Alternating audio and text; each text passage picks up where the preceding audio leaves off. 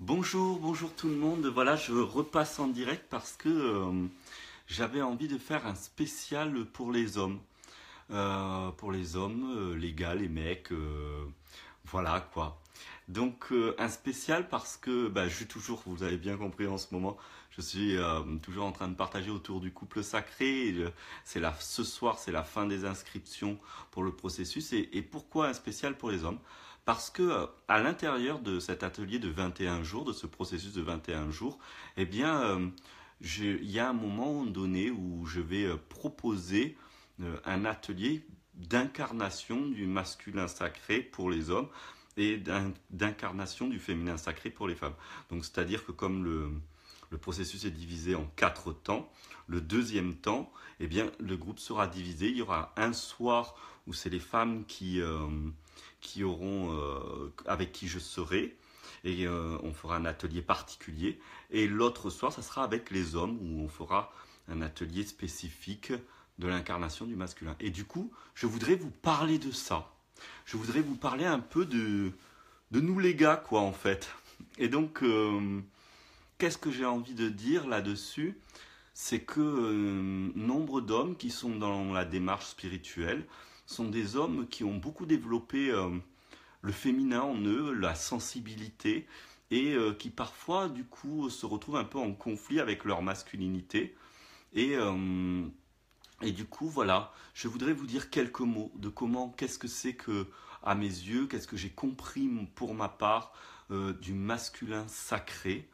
Euh, je vais m'appuyer, je ne sais pas si vous voyez en arrière-fond, c'est pas que je le fais exprès, mais c'est que je l'ai toujours dans ma chambre. Il y a une image là d'une femme bleue, et d'ailleurs je vais le rapprocher. Voilà, attendez, je vais faire l'inverse. Je vais carrément aller la chercher. Oh.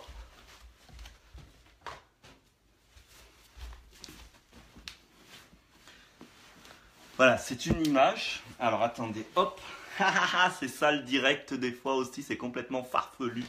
Donc voilà.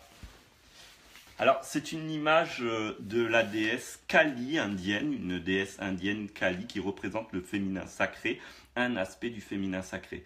C'est une déesse dont l'énergie m'a beaucoup enseigné, qui est liée à l'énergie du féminin sacré du type vieille, c'est-à-dire du type accompli. Et donc c'est la déesse dite sanguinaire. Et si on regarde bien, donc il y a des hommes autour, et puis elle a une jupe avec des bras, un collier avec des têtes, et tous ces hommes-là, on voit qu'elle coupe une tête, tous ces hommes, ce sont des hommes qui sont identifiés à l'apparence, à leur corps, leur personnalité, et du coup, eh bien, quand la déesse apparaît avec son amour inconditionnel, elle foudroie tous les scories, et du coup, si les personnes sont attachées à ça, ils en meurent sur le champ. Mais il y a un autre homme qui est là, c'est celui-là. C'est celui-là. Et donc dans les images, on dit que on peut avoir deux interprétations. Soit le fait que la déesse Kali piétine le dieu Shiva, qui est le symbole là, qui symbolise du coup le masculin sacré, et qui le piétine de colère, donc qui essaye de le détruire par colère. Ou alors, et c'est en fait l'interprétation profonde et mystique, on va dire l'interprétation tantrique, c'est que cet homme-là, qui est l'homme masculin, qui est Shiva, qui est complètement désidentifié de l'apparence, désidentifié de l'homme, eh bien cet homme-là, il n'est pas piétiné par Kali, qui d'ailleurs, entre autres, dans la mythologie indienne, est sa propre fille, il se fait masser. Il se fait masser et il savoure le massage, c'est-à-dire que la puissance de Kali est pour lui un soin qui vient l'apaiser et lui l'enrichir dans sa posture masculine. Donc d'ailleurs, on ne voit aucun le dessin, et ce sont des dessins. J'ai choisi cette image quand j'étais en Inde parce que ça faisait très enfantin, et souvent la représentation de Kali est terrifiante, alors que là, dans ce dessin, on croirait presque qu'elle tire la langue comme une enfant qui fait alors que souvent c'est des images où Kali est plutôt comme ça. Et donc je trouvais ça plus sympa en fait. Et donc ici quand même, dans toutes les représentations que vous trouverez de Kali, vous trouverez toujours Shiva avec le bras comme ça, c'est-à-dire il est comme le Bouddha, allongé en bienheureux, avec un sourire, les yeux clos et un sourire, parce qu'il est en train de vivre un massage. Voilà. Et moi, ce que je voudrais partager aux hommes, c'est que je suis d'accord avec vous, messieurs, quand on aime le spirituel, quand on, quand on est enclin à la sensibilité, on aurait tendance à rejeter le modèle masculin simplement parce que ceux qui se proposent autour de nous, c'est pas Jojo quoi. Un mec fort, balèze, qui a peur de rien, franchement, quand on sent que l'ouverture, l'incarnation va se faire par la sensibilité, par la vulnérabilité, on se dit, moi j'ai pas envie de ça en fait. Ou quand on voit des modèles d'hommes violents ou des modèles d'hommes agressifs, c'est pas ce dont on a envie. Et alors, voilà, il faut différencier ces archétypes-là, qui sont des archétypes qui se sont construits pendant 200 000 ans, et qui, avec le cumul des générations et l'oubli qu'il y a eu au fur et à mesure, a fait que l'archétype masculin est devenu de plus en plus chargé de souffrance, de douleur, de déchirures, et donc du coup de violence. Alors pourquoi ? Parce que il faut partir de la base. Moi, je repars toujours de cette base simple qui est la préhistoire. Alors, on pourrait les remonter à Atlantide et tout ça, mais comme ça, c'est une autre civilisation, c'est presque notre, entre guillemets, race d'humains. Alors donc, moi, je vais parler de nous, les humains qui avons été un peu issus entre l'Homo sapiens et le Néandertal, sans rentrer dans des connexions autres. Au temps de la préhistoire, quand monsieur et madame étaient là, ensemble, ils pouvaient assumer toutes les tâches jusqu'au moment où madame tombe enceinte. Parce qu'avec la grossesse, elle n'a pas la même disponibilité. Et encore plus au moment de l'accouchement et quand le bébé naît et qu'il a besoin de tranquillité, il a besoin d'être en sécurité. Du coup, c'est un peu une image, hein, bien sûr, ça ne s'est pas systématiquement passé comme ça. Bien, madame se retrouve dans la grotte ou dans la cabane, dans le foyer, souvent quelque chose quand même, une grotte, quelque chose qui est protège, avec le feu, pour pouvoir protéger cet enfant, assurer sa sécurité. Et monsieur, qu'est-ce qu'il doit aller faire ? Il doit aller faire face à l'extérieur. Il doit aller faire face pour pouvoir être prêt à être combatif s'il y a des bêtes féroces, s'il y a un ours, des loups, des tigres, des prédateurs quelconques. Et puis ça va continuer parce qu'au au néolithique, quand les tribus vont s'organiser, la sédentarisation va arriver. Et bien, du tout, comme il y a de la sédentarisation, on va commencer à, ceux qui sont proches de roches, ils vont plutôt se spécialiser à retirer, à faire de l'extraction de pierre et de pouvoir vendre de la pierre. Ceux qui sont près d'une rivière, c'est le poisson, etc. Donc, du coup, il va y avoir des gens qui ont plus d'une denrée que d'une autre, et donc du coup, il va y avoir tentative de vol. C'est là que vont commencer à arriver les notions de propriété. Et là, de nouveau, du coup, l'homme doit faire face à un autre type de prédation, c'est le prédateur humain qui va chercher à voler son territoire, peut-être même voler sa femme, et donc il doit encore être fort, et fort. Et avec le temps, cette idée-là, elle va se dégrader, parce que de cette notion de base simple, et qui est pratiquement pure juste de sécurité, de protection, de vivre ensemble et de se protéger face à l'adversité, il va commencer à y avoir, avec le néolithique, l'envie d'accroître sa propriété et d'expansion de propriété au détriment des autres tribus. Et donc là, on va rentrer dans le processus de guerre. Et les processus de guerre, là, l'homme, on va lui demander plus d'être un chasseur ou un soldat qui est là pour défendre, mais un soldat attaquant, un soldat volontairement et préparé comme prédateur. Et puis ça va aller toujours de plus en plus loin parce que cette soif de conquête va aller qu'on va demander à l'homme, en plus d'aller attaquer les tribus adverses, ça va être d'aller violer et d'aller féconder les femmes des adversaires, comme ça elles seront obligées d'avoir des enfants du sang des gagnants. Ce qui sera la suprême humiliation d'une certaine manière. Et ça, tout ça, toutes ces actions, ça se fait pas en un an, hein. Ça se fait même pas en génération, en une génération. C'est des 100. Là, il s'est passé 100 000 ans entre le début de ce que je vous dis et là où on en est dans mon histoire. Et bien toutes ces mémoires et toutes ces générations, surtout qu'une génération à cette époque-là, c'était une trentaine d'années, il y avait 30 ans d'espérance de vie, donc du coup, ça allait super vite. Il y a eu de nombreuses générations et des nombreuses répétitions de souffrances qui se sont agrandies et d'ignorance. Et puis, au bout d'un moment, on en oublie le sens premier des choses complètement. Et nous, en 2017, 200 000 ans de vie d'humanité, on est avec tous ces archétypes.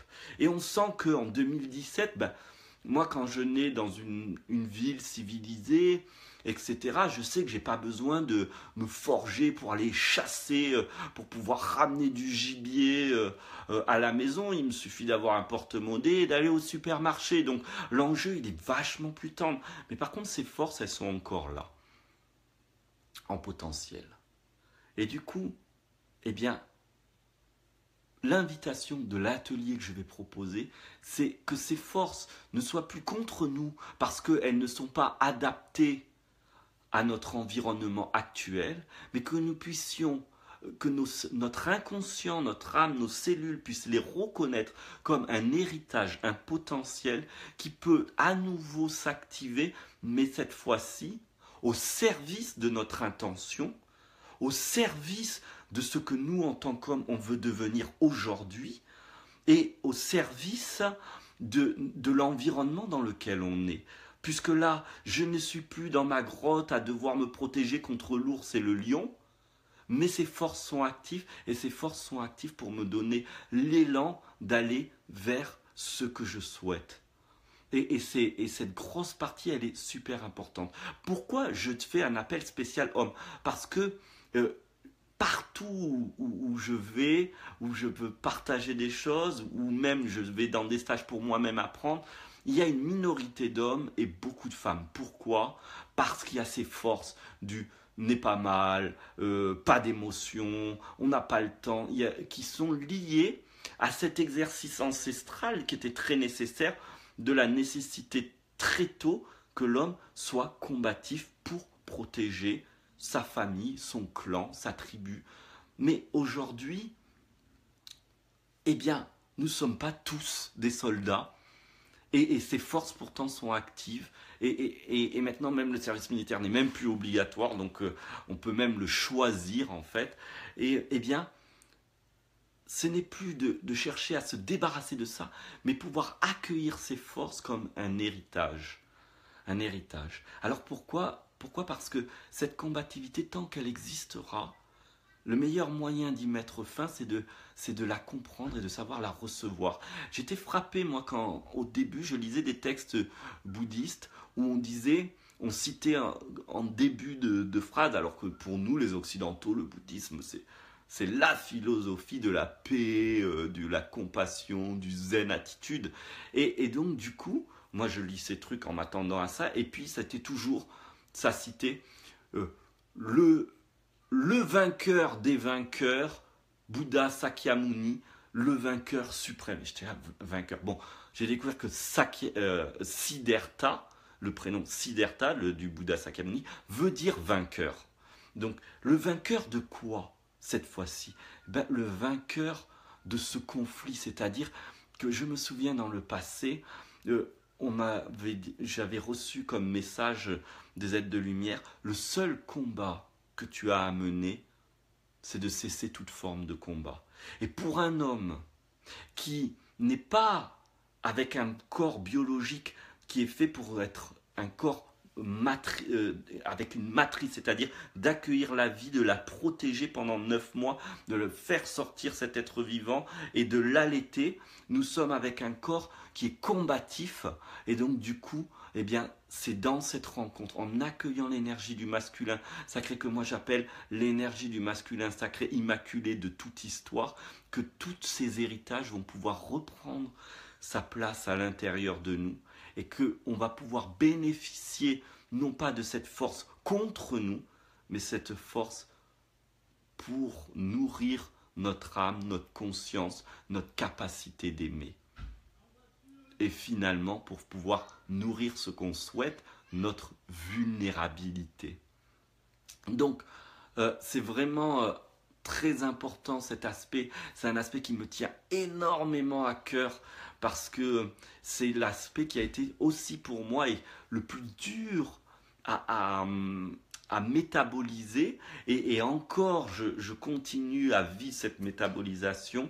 Et c'est vraiment pour moi une joie infinie que de pouvoir partager à mes pères hommes aussi, eh bien, cet aspect particulier du masculin, de comment incarner le masculin sacré, comment assumer le féminin sacré en soi, tout en n'étant pas dans le déni de l'homme qu'on est, mais dans l'acceptation totale de l'homme qu'on est en tant qu'assumé. Et là, l'exercice que je propose pendant ce processus n'est pas mental, donc du coup vous aurez un soutien qui va venir de toutes nos cellules. Donc voilà, j'ai envie de vous dire, si vous avez des hommes ou qui vous pensez qui sont concernés par ce que je suis en train de dire, j'ai vu qu'il y a Gwen qui est venu jeter un œil sur la vidéo et c'est quelqu'un que je respecte beaucoup, qui est pour moi comme un frère pour plusieurs raisons, c'est qu'on est métis malgaches tous les deux. Et que j'adore ce qu'il écrit, tous les posts qu'il fait. J'en parle d'ailleurs, je partage pas tout parce qu'il en écrit beaucoup, mais j'en partage de temps en temps quelques-uns sur mon propre fil. Et j'aime aussi, il témoigne aussi à sa manière de comment être dans cette vulnérabilité d'homme et comment pouvoir utiliser la force de l'homme. Donc voilà, je fais une petite dédicace à mon frère Gwen, mon frère spirituel Gwen. Et du coup, voilà, le processus dont les inscriptions ferment ce soir, vous, messieurs, vous avez tout à y gagner de vous y inscrire. Vous, mesdames, j'ai rien à dire parce que vous êtes conscientes, beaucoup, nombreuses sont conscientes de tout l'apport de ce qu'est aimer, de ce qu'est investir le féminin sacré. Parce que pourquoi la femme a plus soif du féminin sacré? D'abord parce qu'elle sait l'importance d'avoir un intérieur fort, parce que la vie naît de l'intérieur du corps physique.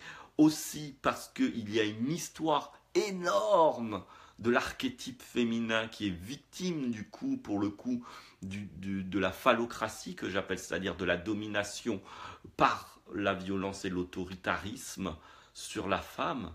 Et donc il y a cette soif de se réapproprier toute la puissance, le féminin puissant, toute la puissance du féminin, et pas être dans un féminin victime.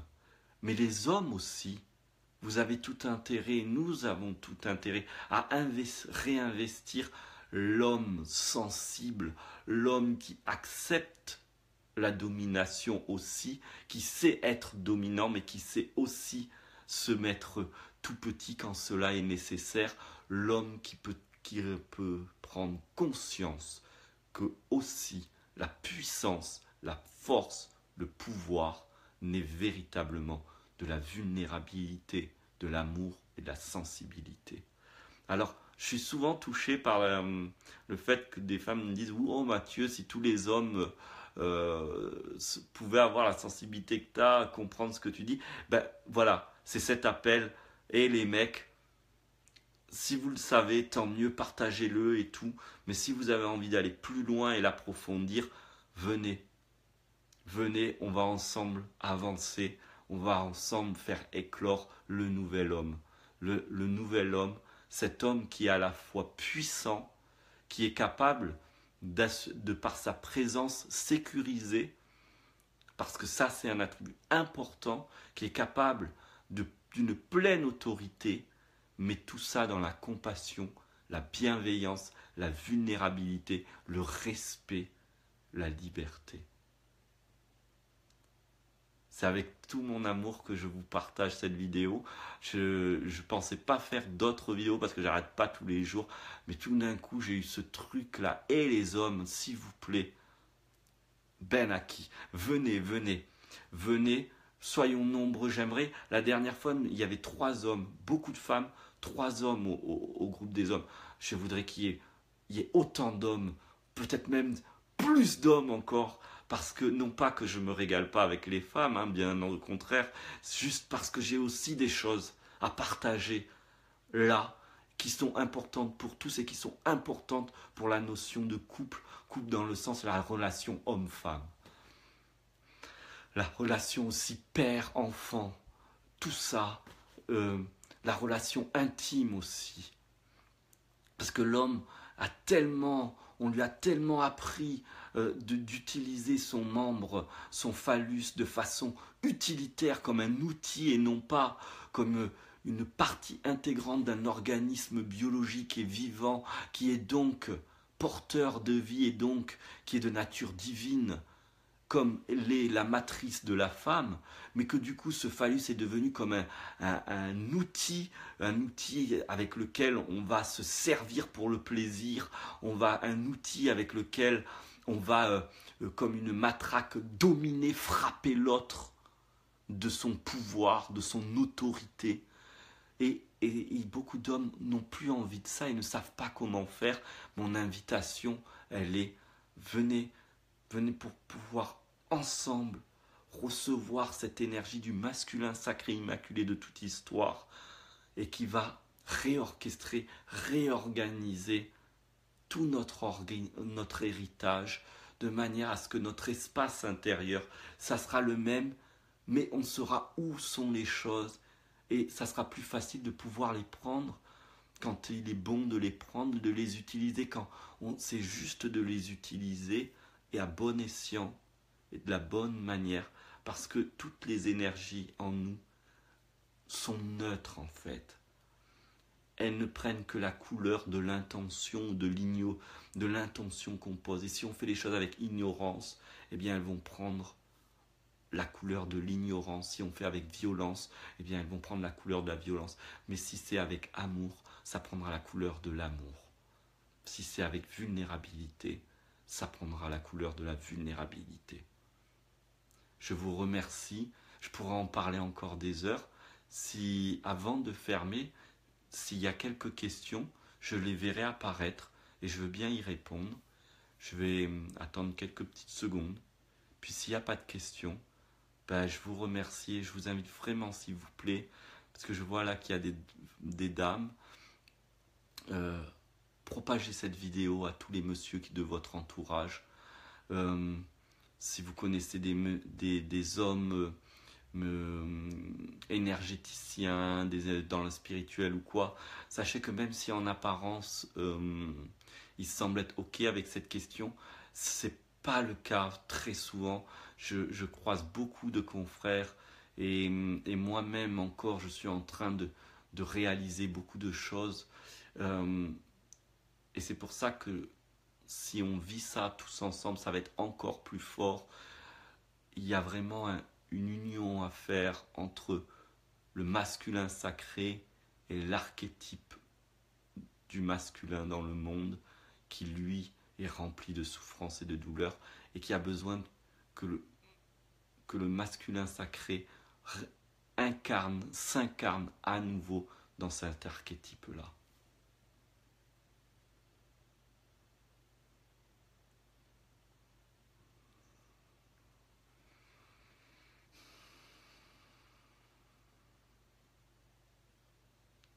Bien, je vous remercie. S'il vous plaît, diffusez cette vidéo. Même diffusez cette vidéo, c'est tout. Surtout aux hommes. Merci. Merci beaucoup.